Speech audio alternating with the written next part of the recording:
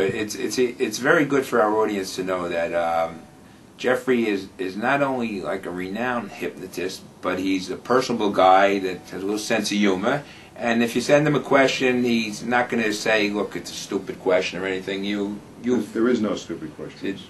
That's why we were very glad that you let us, come to your office, because you are that type of guy. Because a lot of people, you know how it is when, if you're in any situation, you ask a question and it's idiotic. And I think it's important that people understand just how powerful hypnosis is. Right. And this presents an opportunity for me to share some of that information with the viewing public. Hypnosis is extremely powerful. It's a way of getting in touch with your own power. Whatever's going on in your outer world, whether you're happy or sad, whether you're rich or you're poor, whether you're meeting your own goals or you can't get out of your own way, whatever's going on in your outer world, it's really a reflection of what's going on in your inner world. And if there's aspects about this outer world that you would like to change, then it's the inner world that you need to direct your attention to. When we were talking briefly before we started, the show, you were making that most people go to the person to cure them, to help them, to fix them. Now you're making that it's really up to the person. Absolutely. So why if it's up to them, why would they come to you if you say, "Look, you go help yourself"? Or just explain what Isn't that where the help really comes from? It seems that way. A person who is willing to take responsibility for their own issues, for their own goals, and make life changes that are appropriate.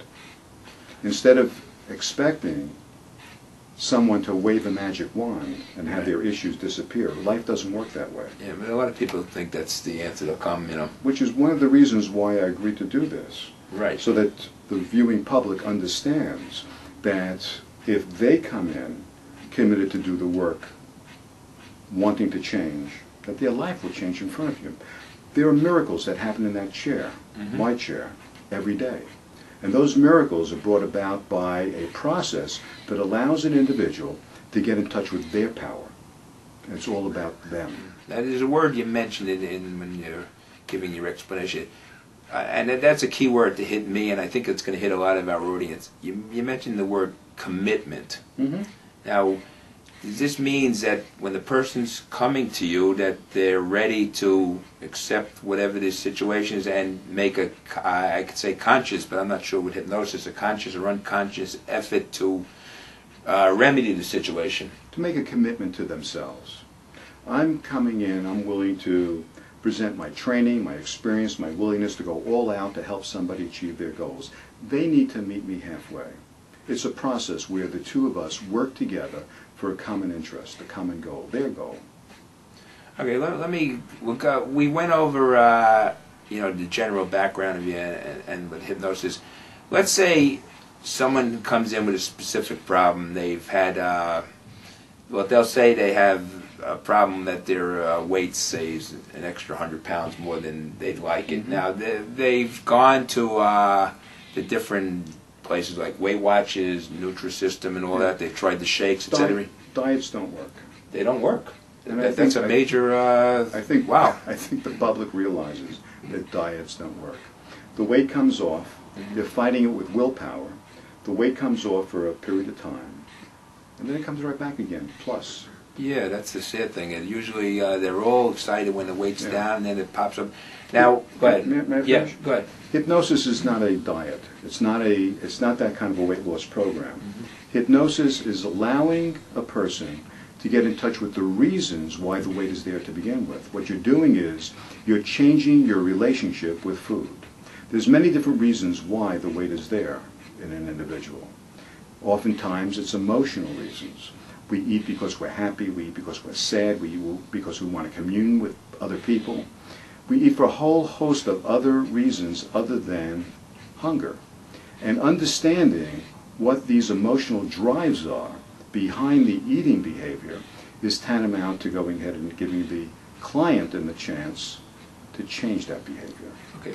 Have you ever experienced, and I know you've been doing this a while, someone that came to you with an eating problem, had the weight up to a certain level, say way overweight, said, "I'm going to make the commitment to lose the weight, and then you go tell them, okay, if you're making a commitment, you're going to work with them? Yeah. Let me see if I can share this with you. Thank you. We're of two different minds. We have the conscious mind and we have the subconscious mind. And the subconscious mind is really multitasking. That's where your power lies. The subconscious mind has one primary objective, and that's to keep us safe from all dangers, real or imagined. It can't distinguish between the two. Now, something like willpower lies in the conscious mind. The mere fact that you're using willpower suggests to all of us here that there's something lying under the surface that's causing resistance to where you want to go consciously. And that resistance wouldn't be there if it wasn't serving some purpose, if there wasn't a perceived benefit. And understanding what that perceived benefit is, what that perceived benefit is all about, is what makes hypnosis so powerful.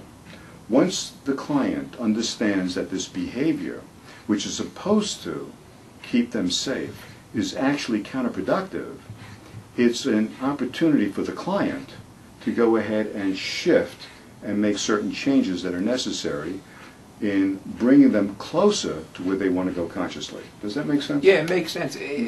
How long would you say a client would come to see you? How often, if they made a commitment to change and they feel that with you helping them, or you as the strength behind them, you know, I know you like the person to do it themselves and all that. If a person came to you with a problem, how long would you see them? Much of it depends on the presenting issue, right. And much of it also depends on the client. Hypnosis is generally short-term work. You're talking about anywhere from a half a dozen to a dozen sessions, and you can see someone's life change.